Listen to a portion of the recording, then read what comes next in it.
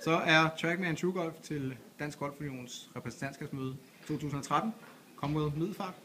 Vi har et fint setup her med Ronny Lindeskov. Jeg er altid glad. Og så selvfølgelig E6, som kører på en Teknik Prestige med Trackman som tracking device. Vi sætter en closest to the pin konkurrence op, og så skal der være lidt hygge senere på aftenen. Nu må vi se, om de cirka 150 klubber, der er mødt op, ikke er glade for det.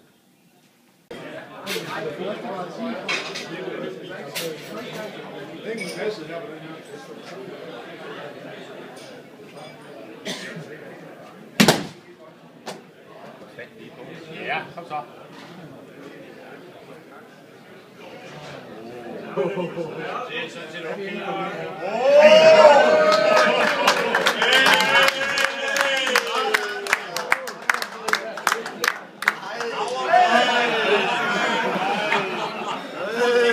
Det er glad, mand.